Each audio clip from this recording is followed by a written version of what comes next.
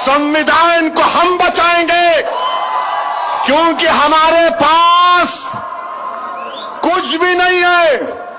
हम मर मिटने को तैयार हैं और संविधान को वही लोग बचा सकते जो बाबा साहिब अंबेडकर के पैगाम को समझते हैं। संविधान को वही लोग बचा सकते जिन्होंने जात पात के नाम पर नाइंसाफी नहीं की। मेरे अजीज दोस्तों और बुजुर्गों, बाबा साहिब अंबेडकर ने हिंदुस्तान के संविधान के जरिए हम तमाम को, ये वंचित बहुजन समाज को कहा।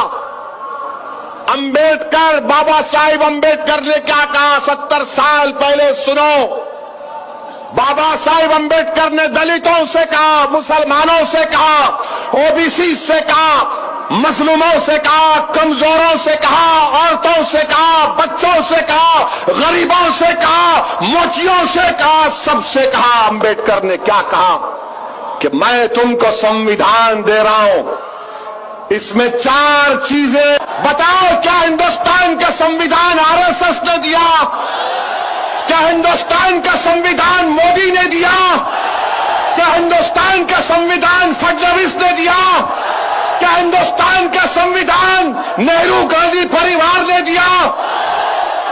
तो किसने दिया हिंदुस्तान का संविधान? पुकार कर कहो, किसने संविधान दिया? इतना आवाज लगाओ कि दिल्ली में मोदी चमक कर उठ जाए कि महाराष्ट्र में कौन इनकलाब बर्पा कर रहा है। किसने दिया संविधान? क्या मोदी ने दिया? क्या पवार ने दिया? क्या नेहरू गांधी परिवार ने दिया?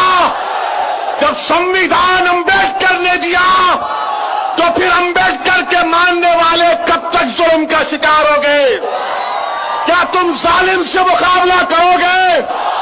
क्या तुम प्रकाश अंबेडकर का साथ दोगे? क्या तुम जीतोगे? क्या तुम कामयाब होगे?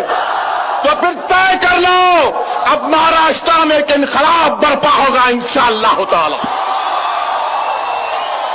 मेरे अजीज दोस्तों और बुजुर्गों,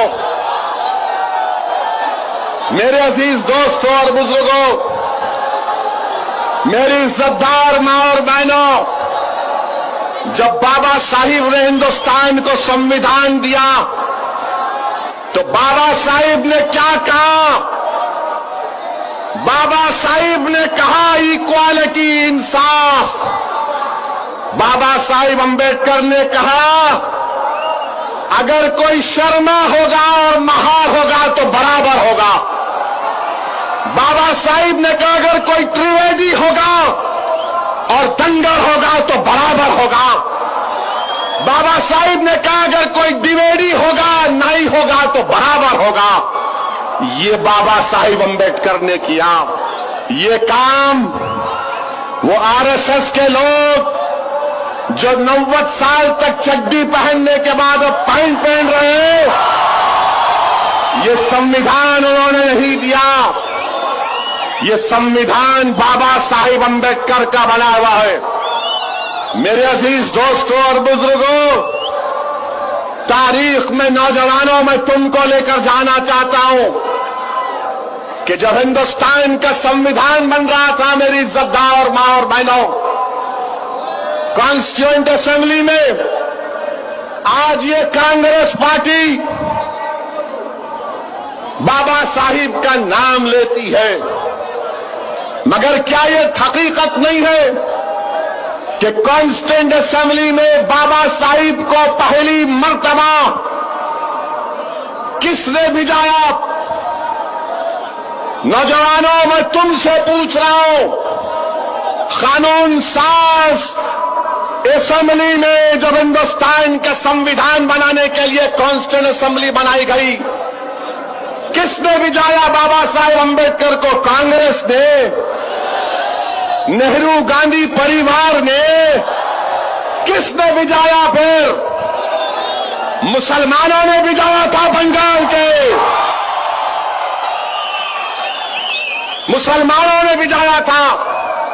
नौजवानों, तारीख को पढ़ो और याद करो जोगेंद्र नाथ मंडल को। जोगेंद्र नाथ मंडल ने बाबा साहिब अंबेडकर को बंगाल लेकर गए और कहा, बाबा साहिब, ये महाराष्ट्र के आलासाद के लोग आपको बर्दाश्त नहीं करते, अब बंगाल चलिए। बंगाल का मुसलमान आपको अपने खंडे पर बिठाने के लिए तैयार है। मैं आज से अर्ज कर रहा था, कॉन्स्टिट्यूएंट असेंबली में बाबा साहिब अंबेडकर गए।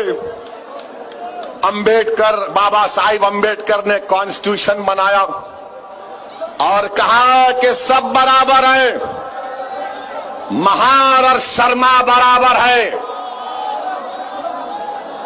जो दाई है वो बराबर है। कहा इक्वालिटी, राइट टू लाइफ।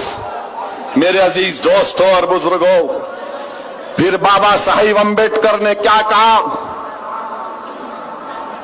बाबा साहिब अंबेडकर ने हिंदुस्तान के गरीबों को, बाबा साहिब जानते थे कि मैं तो इस दुनिया से चला जाऊंगा, मगर ये ऑपरेशन करने वाले लोग, ये कमजोरों को दबाने वाले लोगों का राज रहेगा। इसीलिए बाबा साहिब अंबेडकर ने कहा कि मैं तुमको फ्रीडम ऑफ कॉन्शियस देता हूं, फ्रीडम ऑफ रिलीजन देता हूं, मजहबी आजादी की इजाजत देता हूं। और हिंदुस्तान का संविधान हम तमाम को इस बात की इजाजत देता है कि हम अपने पसंद के मजहब पर चले। मजहब समझ में नहीं आया तो मजहब को छोड़ दें। ये काम बाबा साहिब अंबेडकर ने किया। और